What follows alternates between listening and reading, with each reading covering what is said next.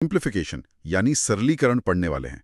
दोस्तों, ये ऐसा चैप्टर है जिससे SSC CGL, CPO, CHSL, MTS, railway, HSSC CET और अन्य कॉम्पिटिटिव एग्जाम्स में बार-बार क्वेश्चंस पूछे जाते हैं। अगर आपका सिंप्लीफिकेशन स्ट्रांग हो गया तो आपकी कैलकुलेशन स्पीड कई गुना बढ़ जाएगी और एग्जाम में क्वेश्चंस बहुत तेजी से सॉल्व होंगे। तो चलिए शुरू करते हैं सिंप्लीफिकेशन चैप्टर को बेसिक से हाई लेवल तक बिल्कुल आसान तरीके से। बिल्कुल सर। देखिए कैंडिडेट्स, कल्पना कीजिए कि आप एग्जाम हॉल में बैठे हैं। कंप्यूटर स्क्रीन पर एक सवाल आता है जिसमें 20 बड़े बड़े भिन्न एक साथ जुड़े हुए हैं। घड़ी लगातार टिक टिक कर रही है और प्रेशर बढ़ता जा रहा है। अब उस स्थिति में दो ही रास्ते बचते हैं। या तो वहां बैठकर 5 मिनट तक लंबी कैलकुलेशन की जाए और बाकी पेपर छोड़ दिया जाए, या फिर उस छुपे हुए शॉर्टकट को पहचाना जाए जो उसी सवाल को सिर्फ 5 सेकंड में हल कर दे। सही कहा आपने। मतलब हमारी आज की इस गहन चर्चा का मिशन सिर्फ बोर्ड पर लिखे सवालों के उत्तर रटना नहीं है। हमारा लक्ष्य उस पैटर्न को, उस दृष्टि को विकसित करना है जो एग्जामिनर के बिछाए हुए जाल को दूर से ही पहचान ले। जी हाँ, जिसे हम सब BODMS के नाम से जानते हैं। ब्रैकेट, ऑफ जिसका अर्थ गुणा है, फिर डिवीजन, मल्टीप्लिकेशन, एडिशन और सब्सट्रैक्शन। बिल्कुल, बचपन से हम सब ने ये नियम पढ़ा है। लेकिन एक बात समझ में नहीं आती। मतलब अगर ये नियम इतना ही साधारण है तो एग्जाम हॉल के उस प्रेशर में अच्छे कैंडिडेट्स इस बेसिक नियम में भी गलती क्यों कर बैठते हैं? ऐसा क्या है जो हमें गलतियां करने पर मजबूर कर देता है? देखिए, इसका सबसे बड़ा कारण हमारी खुद की आदतें हैं। बॉडमस का नियम कहता है कि गुणा, भाग, जोड़ और घटाव करते समय हमें हमेशा बाएं से दाएं यानी लेफ्ट टू राइट चलना चाहिए। लेकिन इंसान का दिमाग हमेशा आसान रास्ता खोजता है ना? हाँ, ये तो है। अगर समीकरण के बीच में कोई ऐसा जोड़ या गुणा दिख जाए जो करने में आसान लग रहा हो, तो कैंडिडेट्स शुरुआत के स्टेप्स छोड़कर सीधा बीच में कूद पड़ते हैं। बस नियम टूटता है और वहीं पूरा उत्तर गलत हो जाता है। सरलीकरण में मिश्रित संख्याएं या मिक्स्ड फ्रैक्शंस स्क्रीन पर डाल देता है, जैसे 9 सही 8/9 और उसे गुणा करना है 9 से। जी। अब एक आम छात्र इसे कैसे देखता है? वो सोचता है कि पहले इस मिश्रित भिन्न को एक इम्प्रॉपर फ्रैक्शन में बदला जाए। इसके लिए वो 9 को 9 से गुणा करेगा, 81 लाएगा, फिर उसमें 8 जोड़ेगा, 89 बनाएगा और फिर उसे हल करेगा। क्या ये अप्रोच सही है? बिल्कुल नहीं। यही वो ट्रैप है जिसमें एग्जामिनर छात्रों को फंसाना चाहता है। इस तरह के सवालों को हल करने के लिए हमें एक प्याज वाली अप्रोच अपनानी चाहिए। प्याज वाली अप्रोच? हाँ, अगर किसी को प्याज का अंदरूनी हिस्सा चाहिए तो क्या वो पूरे प्याज को बीच से काटता है? नहीं, वो सिर्फ ऊपर के छिलके उतारता है। मिश्रित भिन्न भी बिल्कुल प्याज की तरह होते हैं। इसमें एक पूर्ण संख्या होती है और एक भिन्न होता है। अच्छा, तो इन्हें आपस में चिपका हुआ देखकर हम घबरा जाते हैं, लेकिन असल में उनके बीच एक अदृश्य प्लस का निशान होता है। एकदम सही। 9 सही 8/9 का सीधा सा मतलब है 9 + 8/9। बस छिलके अलग कर दिए, अब कैलकुलेशन बहुत आसान हो गई। रुकिए, इस बात को थोड़ा और गहराई से समझते हैं। अगर हम उस पूर्ण संख्या और भिन्न को अलग अलग कर भी दें तो भी तो अंत में दोनों को गुणा करना ही पड़ेगा ना? क्या इससे वाकई समय बचता है? जे पूरे प्याज वाले हिस्से को बाहर वाले 9 से गुणा करना है तो हम छिलके अलग कर की बारी बारी गुणा करते हैं। पहले पूर्ण संख्या 9 को 9 से गुणा किया, सीधे 81 आ गया जो दिमाग में ही हो गया। हाँ, और फिर भिन्न वाले हिस्से यानी 8/9 को 9 से गुणा किया। अब यहाँ जादू देखिए, नीचे वाले 9 से गुणा वाला 9 सीधा कट गया, बचा सिर्फ 8। बिल्कुल। अब 81 और 8 को जोड़ना कितना आसान है। उत्तर 89 आ गया। कोई LCM नहीं, कोई लंबी कैलकुलेशन नहीं। ये तो वाकई कमाल है। लेकिन एग्जामिनर इतने छोटे नंबर तो देगा नहीं। मान लीजिए संख्या बहुत बड़ी कर दी जाए, जैसे 99 सही 7/9 और इसे 9 से गुणा करना हो। अब 99 का पहाड़ा तो किसी को याद नहीं होता है। यहाँ तो छात्रों का समय बर्बाद होगा ही। यहीं पर मेंटल कैलकुलेशन का दूसरा नियम काम आता है। संख्याओं को बेस के करीब देखना। 99 को 99 के रूप में देखना ही गलत है, उसे 100 - 1 की तरह देखना चाहिए। ओहो, तो जब हम छिलके अलग करते हैं तो भिन्न वाला हिस्सा जो 7/9 है वो 9 से गुणा होकर सीधा 7 बन जाता है। असली लड़ाई 99 को 9 से गुणा करने की है। जी हाँ, और 100 को 9 से गुणा करना बेहद आसान है। 900 और 1 को 9 से किया तो 9। 900 में से 9 घटा दीजिए, 891 आ गया। अंत में जो 7 बचा था उसे जोड़ दीजिए, 898 फाइनल उत्तर आ गया। इसी तरह 999 से ही 92/99 को 99 से गुणा करना हो तो उसे 1000 माइनस 1 मानकर बड़ी आसानी से हल किया जा सकता है। एकदम सही। और इसका उत्तर 98,993 आता है। कोई भी बड़ी संख्या बस एक भ्रम है। 1/5 या 1/8 जैसा कोई अजीब सा भिन्न बिना किसी कारण के जुड़ावा देखता है। सवाल खत्म हो रहा होता है और आगे एक अनाथ सा भिन्न बैठा होता है। क्या ये सिर्फ ध्यान भटकाने के लिए डाला जाता है? नहीं नहीं, ये सबसे दिलचस्प पैटर्न है।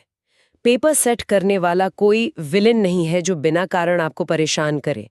वो जो अजीब सा भिन्न आगे जुड़ा होता है वो असल में एक इलाज है उस बीमारी का जो सवाल के अंत में बचने वाली है।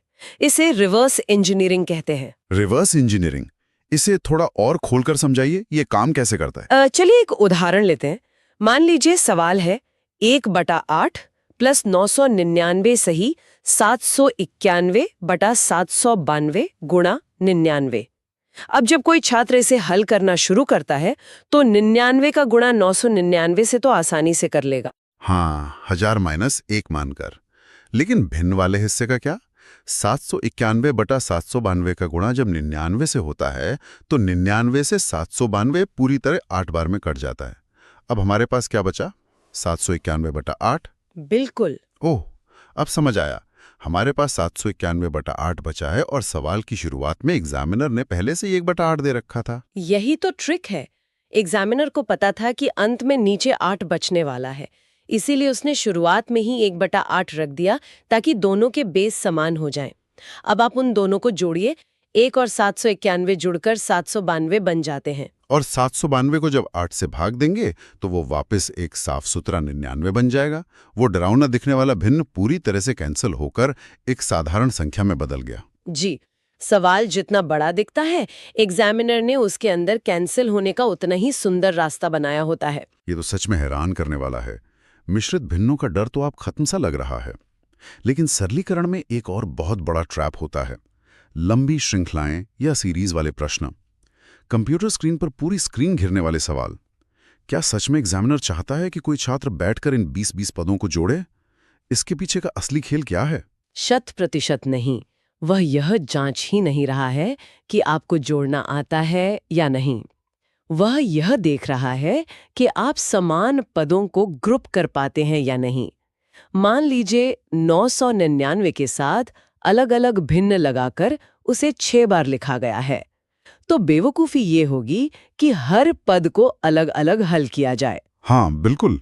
समझदारी ये है कि 999 को 6 बार जोड़ने का मतलब है उसे सीधे 6 से गुणा कर देना और बाकी बचे हुए सभी भिन्नों को यानी 1/7 से 6/7 तक को एक साथ किनारे ले जाकर जोड़ लेना। यानी फिर से वही प्याज की छिलके अलग करने वाली बात। इस तरह तो उत्तर बड़ी आसानी से 5997 आ जाता है। और ऐसे ही एक और सवाल आता, 3 सही 1/3, फिर 33 सही 1/3। इसका भी उत्तर सीधे 3,70,370 आ जाता है। जी, लेकिन क्या हर सीरीज इतनी ही सीधी होती है? कई बार सीरीज ज्योमेट्रिक प्रोग्रेशन या जीपी का रूप ले लेती है। जैसे एक सवाल बार बार देखा गया है, 9 + 99 + 999, और ऐसा 20 पदों तक चलता है। अब इसे कोई कैसे छिलके अलग करके जोड़ेगा? ऐसे सीधे जोड़ने की कोशिश करना तो दीवार से सिर टकराने जैसा है। यहाँ नजरिया बदलना होगा। 9 क्या है? 10 - 1। 99 क्या है? 100 - 1। 999, 1000 - 1। अगर हम इसे इस तरह से लिख दें तो हमारे सामने 9 की कोई सीरीज बचेगी नहीं। हमारे सामने 10 की पावर वाली एक बहुत ही साफ सुथरी श्रृंखला आ जाएगी। और हर पद के साथ जो -1 था वो 20 पदों तक जाकर सीधा -20 बन जाएगा। ये तो कमाल का विजन है। मतलब 10 की पावर वाली सीरीज तो एक साधारण जीपी बन गई जिसे फॉर्मूले से तुरंत हल किया जा सकता है। उत्तर चाहे 21 अंकों का ही क्यों ना आए, असली बात उस पैटर्न को क्रैक करने की है। और पैटर्न क्रैक करने का एक बहुत ही शानदार उदाहरण होती हैं कटने वाले पदों की श्रृंखलाएं। मान लीजिए ब्रैकेट के अंदर कुछ घटाव दिए गए हैं और ऐसे कई ब्रैकेट आपस में गुणा हो रहे हैं। हाँ, ये मेरी सबसे पसंदीदा श्रृंखला है। इन्हें मैं हमेशा डोमिनोज गिरने जैसा कहता हूँ। आपने बचपन में डोमिनोज तो खेले ही होंगे। एक को गिराओ तो वो अपने आगे वाले को गिराता है। जब ब्रैकेट वाले सवाल आते हैं, जैसे 2-1/3 और उसके बाद 2-3/5, ये सवाल मुझे बिल्कुल डोमिनो जैसा लगता है। बिल्कुल। लेकिन एग्जाम हॉल में कोई छात्र इस डोमिनोज इफेक्ट को बिना पूरा सवाल लिखे कैसे पहचान सकता है? इसे पहचानने का तरीका ये है कि आप सिर्फ पहले 2 ब्रैकेट को हल करें और देखें कि उनका रिश्ता क्या बन रहा है, और ध्यान से देखिए। एग्जैक्टली।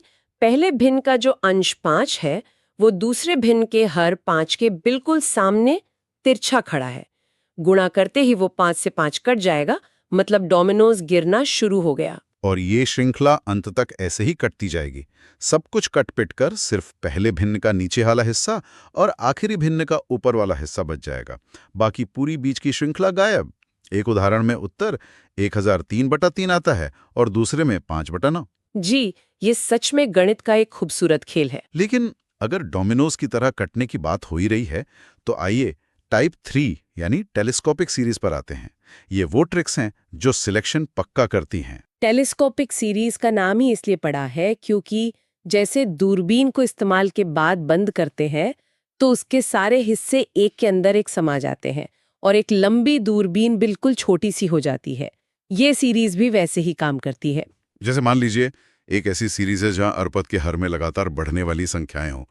1/12 से शुरू होकर 1/20, 1/30 ऐसे करते करते आगे तक।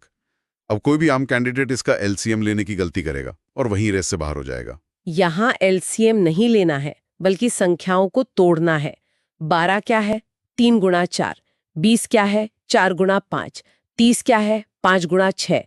अब गणित का एक नियम है कि अगर हर में 2 लगातार संख्याओं का गुणा हो तो उसे हम घटाव के रूप में लिख सकते हैं। ओहो, मतलब 1/3 गुणा 4 को हम 1/3 - 1/4 लिख सकते हैं। देखो, यहीं पर वो चमत्कार होता है। अगला पद जो 1/4 गुणा 5 था वो बन जाता है 1/4 - 1/5। अब जब हम पूरी सीरीज को खोलकर लिखते हैं तो 1 माइनस का 1/4 और उसके तुरंत बाद एक प्लस का 1/4 आ जाता है। वो आपस में कटकर शून्य हो जाते हैं और देखते ही देखते बीच के सारे पद एक दूसरे के अंदर दूरबीन की तरह समा जाते हैं। तब कैंसिल हो जाता है। बचता है तो सिर्फ सबसे पहला पद और सबसे अंतिम पद। उत्तर सीधा 1/13 आ जाता है। इसी पैटर्न का एक और सवाल है जिसका उत्तर 3/65 आता है। जी, ये ऑब्जर्वेशन सच में समय बचाती है, लेकिन एक सवाल और है। अगर पैटर्न इतना ही सीधा है तो कभी-कभी एग्जामिनर एक ऐसा सवाल क्यों दे देता है जिसमें ऑल्टरनेट सीरीज होती है? मतलब 1 प्लस 1 माइनस। जैसे 1/2 + 1/3 - 1/4 - 1/2 और कहा जाता है कि 34 पदों तक का योग निकालिए। 34 पदों तक जाना तो किसी के लिए भी भयानक हो सकता है। और यही वो जगह है जहां स्मार्ट वर्क काम आता है। जो छात्र सीरीज को ध्यान से देखेगा वो पाएगा कि हर 6 पदों के बाद सीरीज खुद को दोहरा रही है। और मजे की बात यह है कि उन 6 पदों का योग आपस में कटकर शून्य हो रहा है। क्या बात है! मतलब हर 6 पदों का बंडल शून्य है। तो 34 पदों में से 30 पद तो सीधे गायब हो गए। हमें सिर्फ अंत के 4 पद सॉल्व करने हैं और उत्तर आ जाता है 1/12। जी हाँ, यहाँ एक्सपर्ट जोर देकर कहते हैं कि स्मार्ट वर्क क्या होता है। एक और छलिया सवाल आता है। सीरीज में साफ साफ वर्ग यानी स्क्वायर्स दिए होते हैं। 1 का स्क्वायर -2 का स्क्वायर +3 का स्क्वायर -4 का स्क्वायर, ऐसे करते करते 90 के स्क्वायर तक। हाँ, अब अगर किसी छात्र को साफ साफ स्क्वायर दिख रहे हैं तो वो स्क्वायर का ही फॉर्मूला लगाएगा ना। गलत ये है कि वो सवाल की शक्ल देखकर धोखा खा गया। ये सीरीज दिखने में स्क्वायर है, लेकिन असल में ये एक एपी यानी समांतर श्रेणी का छिपा हुआ रूप है। यहाँ अलजेब्रा का एक बहुत ही बेसिक नियम काम आता है। a² - b² बराबर a - b गुणा a + b। अच्छा, तो 1 - 2 हुआ -1 और 1 + 2 हुआ 3। दोनों को गुणा किया तो -3 आ गया। अगला जोड़ा बन जाएगा -7। अब आप देखिए, जो सीरीज स्क्वायर की लग रही थी वो अब -3 -7 -11 वाली एपी बन गई है। बस एपी के योग का आसान सा फॉर्मूला लगाइए और उत्तर -4095 निकाल लीजिए। एग्जामिनर ने मुखौटा पहनाकर सवाल भेजा था। ये बहुत ही जबरदस्त इंसाइट है। श्रृंखलाओं का ये डर खत्म करने के लिए। टाइप 4 सतत भिन्न या कंटिन्यूड फ्रैक्शन, ये वो सवाल हैं जो किसी गहरी सीढ़ी की तरह नीचे जाते हैं। जी, एक भिन्न के नीचे दूसरा, उसके नीचे तीसरा। ये करते हैं कि ऊपर से नीचे सॉल्व करने लगते हैं। बिल्कुल, एग्जाम सेट करने वाले हमारी इसी ऊपर से नीचे पढ़ने की आदत का फायदा उठाते हैं। इस जाल को तोड़ने का सिर्फ एक ही अचूक नियम है, हमेशा बॉटम अप अप्रोच लें। सीढ़ियां हमेशा नीचे से ऊपर की तरफ चढ़नी चाहिए। मतलब सबसे नीचे वाले हिस्से से शुरू करें। 8 + 1/5 हुआ 41/5, उसे पलटें और ऊपर बढ़ते जाएं। इस तरह हम सीधा 41/87 तक पहुंच जाते हैं। जी, जब आप बॉटम अप तरीके से चलते हैं तो आपके दिमाग को एक बार में सिर्फ एक छोटी सी कैलकुलेशन करनी होती है। बाकी का पूरा सवाल आप कुछ पल के लिए भूल सकते हैं। पलटते जाइए, जोड़ते जाइए और सीधा टॉप पर पहुंच जाइए। चलिए दोस्तों, आज के जबरदस्त सेशन को समेटते हैं। आज हमने बोर्ड मैथ से लेकर मिश्रित भिन्न, कटने वाली टेलीस्कोपिक सीरीज और नीचे से ऊपर हल होने वाले कंटिन्यूड फ्रैक्शंस तक सब कुछ देखा। और कैंडिडेट्स, ये याद रखिए कि सिर्फ इन ट्रिक्स के भरोसे एग्जाम में नहीं जाया जा सकता। आपको स्क्वायर्स और क्यूब्स मुंह जुबानी याद होने चाहिए। बिना अपनी कलम चलाए ये शॉर्टकट्स एग्जाम हॉल के प्रेशर में कभी याद नहीं आएंगे। बिल्कुल, गणित देखने का नहीं, करने का विषय है। इसीलिए हम हमेशा कहते हैं, प्रैक्टिस ही स्पीड बढ़ाती है। और दोस्तों याद रखना, प्रैक्टिस ही सिलेक्शन दिलाती है, राइट? ये एकदम सच है। अभ्यास का कोई विकल्प नहीं।